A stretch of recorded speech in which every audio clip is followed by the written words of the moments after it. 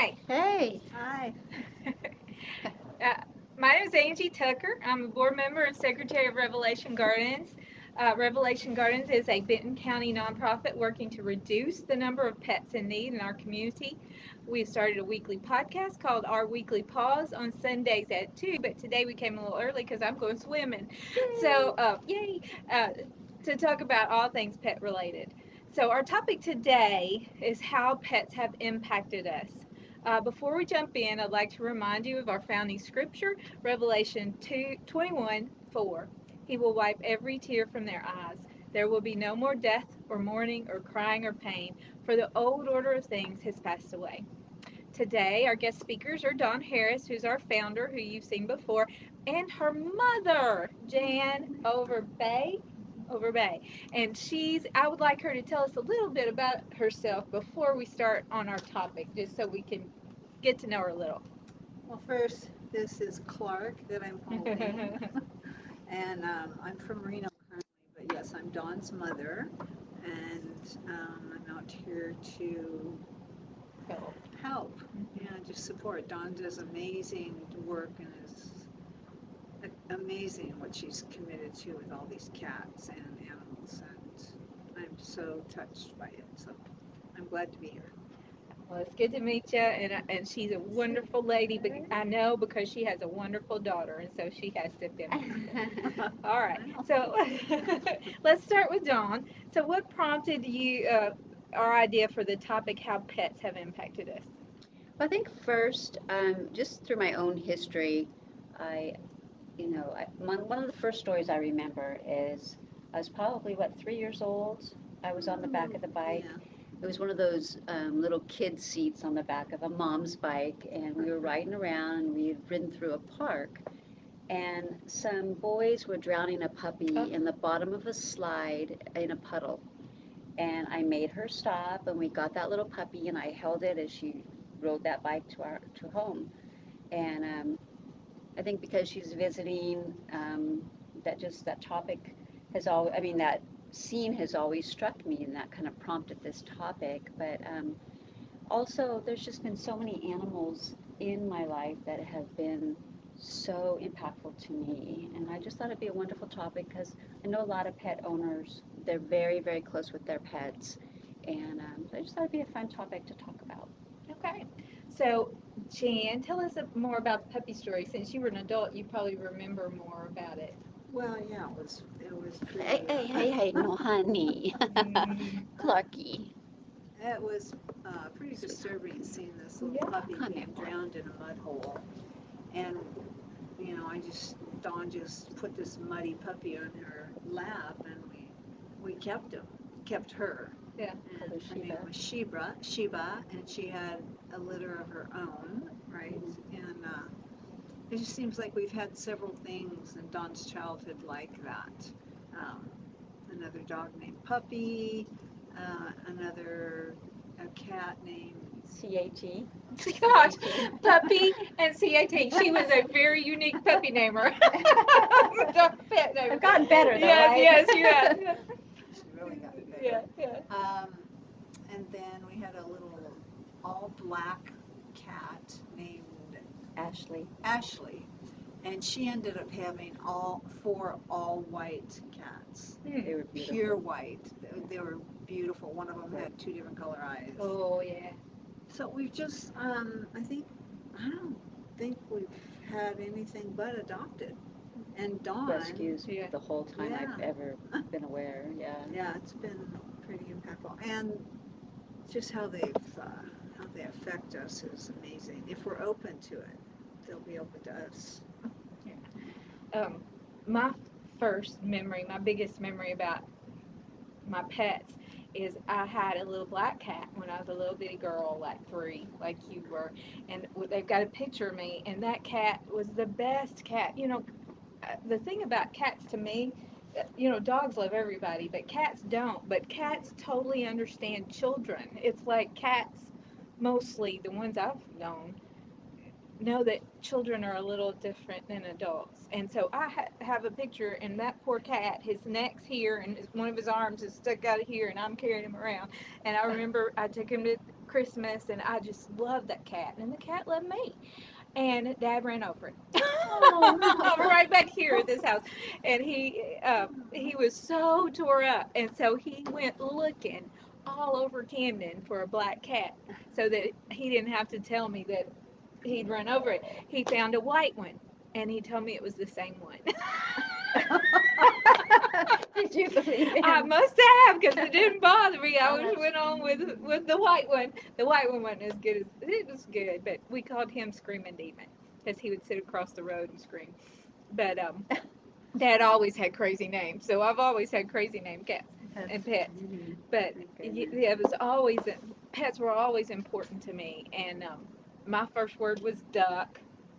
I never wanted dolls. I wanted animals, and animals are my connection, and they're my connection to God. I feel like God has gifted me the pets I've had because sometimes it's hard. You feel like people expect things of you, but pets, all they expect of you is that you're there, and you can be anything. You can be too fat, you can be too ugly, you can be too silly, you can be whatever. They love you no matter That's what. true. And so that's how I feel like they've impacted me. And so one of the things it makes me think about is a couple of weeks ago, well, last week we aired the one with my nephew, my niece, and one of the things that I did when I was researching the topic was it talked about how pets are good for animals, and I mean for children. And one of the reasons I think, being a teacher, kids have a hard time, especially now because of Facebook, and social media. They're constantly putting their pictures up and trying to get validation and trying to be pretty, and people have the chance to bully them online and all that stuff. And for them to have this creature that loves them no matter what, that doesn't care about the pictures they put on Facebook or all that stuff, I think that's very impactful for them to have something like that that doesn't judge or care about anything, but you're there for me. Yeah, I remember when I was growing up, there was some rough times, and I remember there was a dog named John that we had, and that dog and I, we were so close. And I just remember when I was, really sad and struggling, that we would just go outside, and or he would, just be with me, and I would hug him, and he was just so present and loving, and you don't have to worry about anything with pets, with animals in general. They just are present with you, and it's just been, I think that's been a recurring thread in my life, and they've just been so healing, Mm-hmm. present. Um, I had a kitty, her name was Kiki, and I remember I was really having a hard time, and I was crying, crying, crying, and she was actually licking my tears, Mm-hmm. and it was just like that unconditional love that just really pulls you through sometimes. And I think that me wanting to be there for them now is just probably a way for me to give back what I've been given, and of course, be a voice for the voiceless. So, Yeah, that's one of the questions I was thinking about is we say we rescue animals, I know. but in so many ways they rescue us. Uh-huh. They give us so much. This one doesn't like me petting her as much, but they give us so much in return. We have an old guy. We rescued him when he was 10. I have a really good friend who used to be a student of mine who works at Jackson Shelter in Jackson, Tennessee, and she sent me a text and said, "We've got this old pug. Do you want it?" And I said, "Oh, I have too many animals. I have too many animals." And I said, "Just keep me updated. Let me know if somebody wants him," because there was lots of people showing interest because it was a pug, and everybody's like, "Oh, you get him, you get him, you get him." I thought he'd go just like that. And so one thing that I kind of want to tell people is don't assume that that animal's going to go just like that and you're not going to get it, because I was like, has anybody gotten that animal and that pug? And no, nobody gotten it. All these people were posting, "Oh yeah, you want it, I want it, I want it," but they weren't sending in the information and getting it, and I couldn't take it. So about like a week or two. I think it was closer to a week. I was like, okay, never mind. Just yes, I'll come get it. So we have this old guy, and one of the things about rescuing pugs, older animals, is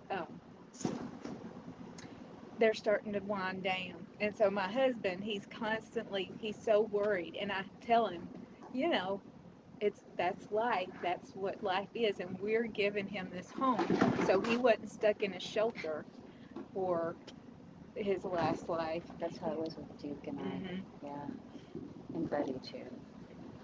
Yeah, and so he's he's starting to lose control of his going to the bathroom. He doesn't always know when it's going to happen, or he sleeps too hard and doesn't know. When he barks, it shoots out his butt. Oh It's goodness. so funny. It's just like bark, boom, bark, boom. But Oh most of the goodness. time he's outside when that happens. And but I told that's part of being a pet owner is taking care of them. And also I think it translates for me.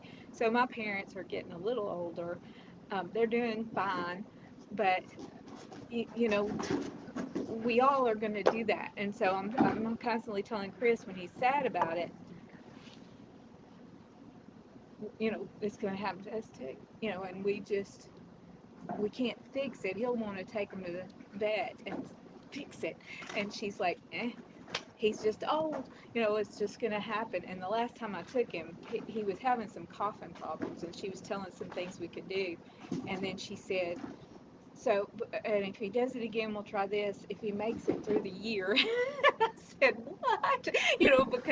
But he's not sick or anything. He's just old. He's just an old dog. And he said, we thought he was 10 when we got him. We have no idea. He could have been older. But you can tell he's old. You can tell he's an old dog.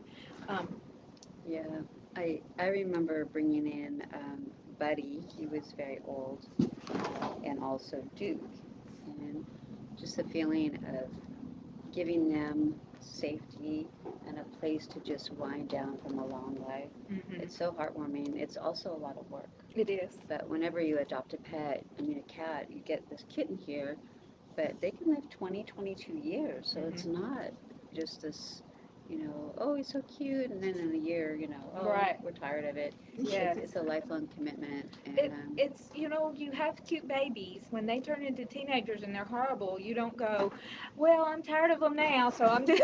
yeah, You right. got to keep taking care of them. It's the same with cats. It's the same with dogs. True. There are responsibility. There are babies. It just really nurtures in us, I think, the ability to care more for something other than ourselves, which translates to caring for one another. I Hmm. mean, we're all aging. Each day I get older, and there's going to come a point where I'm going to have to rely on somebody, and so I just do my best to, provide what we can to the voiceless, those that are winding down in their lives, or those that are just starting out. And but like you said, who rescued who? That's actually a magnet on the back of my car. Hmm. Who rescued who? Hmm. Because they certainly have given me so much joy and peace. And a purpose. I think Hmm. sometimes, um, you know, you're kind of like, why am I here? I don't understand. And then when you have something that's relying on you, Yeah. you don't sit at home and you know so I've enjoyed this year so much, as I've started helping you, because I have this purpose. I've always got something that I can be thinking about or working toward, that I know I'm helping something I care about so much. And besides school, of course, I care about that, but this has been really just a blessing to me too, to help them out. Yeah. Yeah. I was just going to ask if she had any thoughts on anything that we've been talking about, your own impact. I've taken over your No, facilitator role. she needs to talk. But yeah, go ahead, talk. No, Tell I'm us. just reflecting on how it's not like Dawn's just rescued a cat or a dog. She's got like 60. Right, right. And it's a full-time, full and a half time job. Right.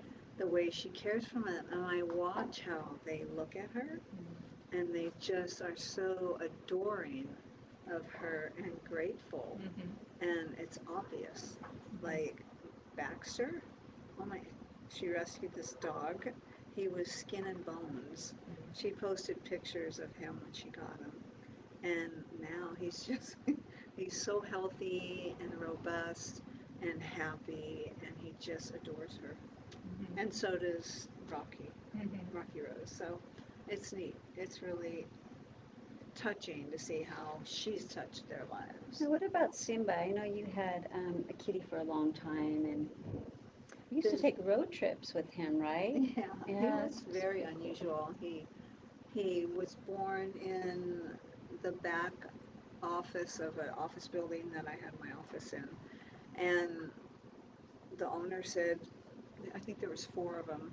You want one? And I just was drawn to this tuxedo kitty. He was just a little baby, and I had him for 18 years. But he and I were so close.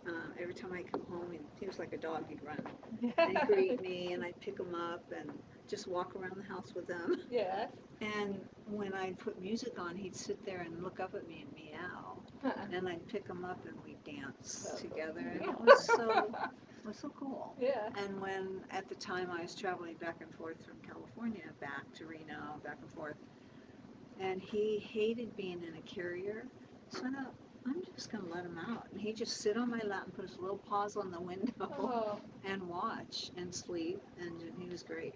He was an amazing. You watched him a few times. Yeah. This is a gross story. Yeah. I think, were you in Africa or something? And you were somewhere. She had been traveling, and so I was watching him for a period of time, and I noticed that there was like an abscess or something on him, and I was leaving her a message, a voicemail, and he was scratching, and all of a sudden this grossness just like sprayed from him. It was an abscess that had kind of burst, and I was on the phone giving her a message about this abscess that I noticed, and then it was obvious on the message that it was gross what had just happened. Yeah. It was awful. Oh, no. Mid message. But So that's gross. one thing about you. I noticed you just care for them. It's not like the cat's eyes. There's three or four of them. They have a little yucky eye right now, and she just takes them and wipes them and talks to them, and they just let her do it. And then, like your dogs last night, she gets like not a sanitary, but a wipe. I'm not really set up for baths for the dogs, so we do wipes. Yeah. And she's like wiping them all over their face, and all over their back and their butt, talking to them, and they just like adore her. Yeah. It's wonderful. That's why. That's the reward to me, is having something that just adores you like that. But I adore them back, And I see things on the internet that say, "Remember, you're his all," and I'm like, "Yeah, he's my all too." I don't see. I do remember. It's all I care about. Um, One of the things I wanted you to talk about a little bit. So this was Dawn's dream to have this sanctuary. So as her mother, tell me a little bit about what you remember about her starting this dream of hers. She's always loved animals, and she's got a huge compassionate heart that she can't. Any injustice does not happen. It's whether it's animals, the world, humans. That's just her. And I think it's been focused, on the animals more. And I never dreamed she would have put something like this together that she has done with so many animals, and done such a great job with having an adoption center that has all these artists and things to sell, that proceeds go to support the animals, because she's alone. She's doing it all on her own. And that's hard. And you don't realize, I didn't realize until I came here to help her, and she's training me, and I have this list. Okay, check it off now. And so many things to do, because there's so many animals to feed and to clean and to cat box and to make, just care for. And the babies. And I think it's just, she's like a Saint Francis. Yeah. Saint Francis for cats. Yeah. Um, so therapy wise, we're kind of talking about how they impact us. Is there any, how have you ever had any more experiences with pets as therapy animals, maybe officially or not officially? She said you had some horse rescue. Yeah, well, I have a good friend that has 5 or 6 horses, and I used to live with her. And she had this one horse named Lee. I just fell in love with him. The first time I met him, I went up to him and I just started rubbing on his neck and stuff, and he put his head around me, Mm-hmm. and she goes, "He's giving you a hug." Yeah. Oh. And he had a little bit of a hard life, Mm-hmm. and it's like they sense Mm-hmm. that part of you. They just don't. They show you who you really are. Like we can put this facade on and have the happy smile, Mm-hmm. but if you're not that within, they'll demonstrate it through something. Mm-hmm. And it's pretty amazing to watch what they do Mm-hmm. and how accurate they are. I've read many stories. I've watched certain situations. Horses are quite amazing. And people think they're stupid, and they are not stupid. That's amazing. When I was, of course, when you're a young girl, you love horses, and I read the Black Stallion books. Do you remember? Hey, I know. And I just, I really connected to that horse, and I would have liked to been around horses, but that's unusual. I think that's kind of unusual, but it's, there's people who have them here too. Even my cousin had them, but um, wow, a horse hug, that's Yeah, it awesome. was pretty cool. It was pretty cool. Yeah, yeah. Yeah. All right. Do you have anything else you want to talk about? Um, I think just the fact that we have so many animals down here that are so loving, all different ages. I mean, if you're experiencing depression or boredom, or you feel like you don't really have a purpose, I think adopting a pet can really help with that. And we have a variety of ages. We have male and female. We have some that are a little more, feisty, and some that are super mellow and loving. I just encourage you to come down and, bring a kitty into your home, and I think it could really make a difference. It really has in my life, and I know a lot of other people. Um, and if you're not into kitties, you want a dog. I know the shelter has a lot of dogs, and they all need homes. So I encourage you to consider a pet as a mechanism to help you, um, have a purpose and have a sense of, you know, I don't know what I'm trying to say. I guess just a connection, because they're really quite amazing. That one is one of the feisty ones. Well, he's super feisty. I think he's teething. Yeah. Um, and then he just starts being a love bug. Well, he's He just purring has like lots of his energy, motor and is running. yeah. Yeah, he's a sweetie. He's a sweetie. And I think, you know, I think that's really just the essence of this topic, and of course, my own personal experience with animals and how they've impacted me over the years. One thing I was sharing with my mom this morning on our walk is looking back over my life when I was younger. Um, I didn't know what I know now, and I remember there was a kitty. It was actually Ashley who she mentioned, um, and I wasn't in headspace to care for that cat. I was really unstable and just young. I was, my late teens, maybe early 20s, um, and I ended up giving it to the shelter.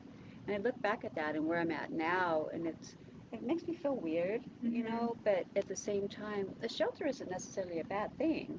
I mean, It's they very good. provide a Yeah. really great service. They provide, a place for the animal to go. They feed and provide vetting, and then they find them homes. And but it's just weird at the time, where I'm at now, thinking back that I gave up a cat Mm-hmm. like that. But it just shows the growth that we can have in our lifetime. And One question I had down that I hadn't asked yet is, so as a rescuer, is sometimes we do have to take time for ourselves. And granted, I want to save them all and I want them all sitting on me. But sometimes uh, you got to take care of yourself too. And so there can be times where, maybe having an animal is not the time for you. And I've told this before. I want an animal all the time because I just want one. And so far, I've been able to have one. But I have a friend, and when she lost both her cats, she did not get another cat for quite a while. She had to go through that process of grieving, and she Right. couldn't take care of a cat at that time. Yeah. She couldn't. That wasn't where she was at that point. Now, she still loved cats, and she probably would have loved coming up here and sitting with these cats, Mhm. but at the time, she needed a little time for herself. And that's okay too, you know. Yeah. Absolutely. Yeah. That's a You good got to be point because I authentic. her. Hmm. She puts herself last, and And it's hard for her. That's why we want more volunteers because we don't want her to wear down because she's taking care of so many animals. She can't say, well, I have to take time for myself and these animals will just have to fend for themselves. She can't do it. She just can't do it. So we as a community, we need to be ready to step up and help. And we've got lots of different ways. There's a new app she's made where you can go in and volunteer, um, and for what you want to do. I want to play with the animals. I want to run errands. She was one thing I've told her that I can always run an errand, but that is so easy to do. And she can't leave the store, and if you can just run and get her litter or run and get her rent in the rent box or whatever, Yeah. it helps her out a lot. So. Um, I came up with some ideas the other day, some different ways that people can sponsor. And so I thought, we have so many different rooms and they have cool names. At the sanctuary in particular, here they're not so cool. They're just, the blue room. Or yeah, the book nook's kind of a cool yeah, name. But that at the is. sanctuary, we have the upper room, we have Kitty Cabana, we have Castle to Cat, and we have Caddy Shack. And then, of course, we have Canine Cabin. And I thought, people could sponsor that room and make a monetary donation to cover the food for those animals in that room. They could come and brush those animals. They could pay for, the bedding, or they could even take the animals to the vet if they wanted to be more of a volunteer Hmm. type of a sponsor. So that you could sponsor through monetary donations. You can sponsor through volunteering your time. That could be a really wonderful way to sponsor. Or you could sponsor by actually allowing that animal to be part of your home and live with you, either in a foster situation or through adoption. So those are all great ways to sponsor, somebody like little Zorro over there, um, or Milky Way. And so, those are just some new things that I came up with that might be enticing to people to be involved in it in their lives. But yeah, you're right. It's a lot of work. I get burned out. And my mom actually came to kind of give me a break. I'm going to step away for a few days and let her take over so I have a little bit of downtime. And, but it definitely, like we talked about in a podcast recently, it definitely takes a tribe. I carry the bulk of the load, but without you, without a lot of you guys, whether, order some supplies online and have it shipped to us, or you bring in a donation, or you just come and you hang out with the cats and brush them, that all is so meaningful to them. All right. Well, that's our podcast for this week. I have a couple of announcements. Okay.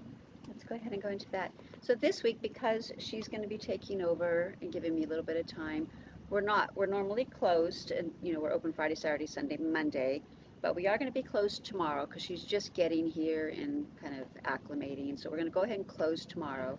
But Friday, Saturday, Sunday, Monday, so the dates are Friday the 13th, 14th, 15th, and 16th.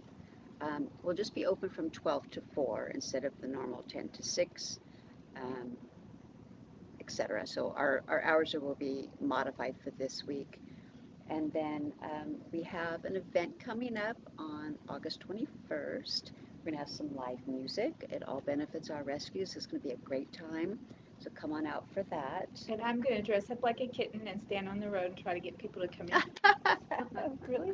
Yeah. Oh, that's awesome. I love it. That's it. All right. So thank you both so much for talking with us, of course. And thank you everyone for joining us today.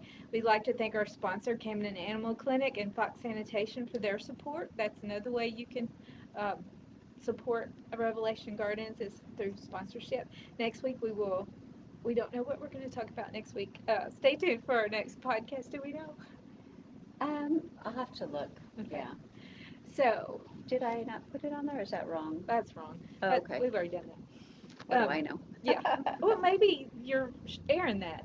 You're airing that one. That's what it is. Yeah. Okay. So next week you'll see our book talk about the luster of lost things, which was great. That's me and Joanne Young from California, and after talking with her last week, I'm going to California for fall break. Oh Woo! my But gosh. anyway, I love our book talk, so that'll be next week.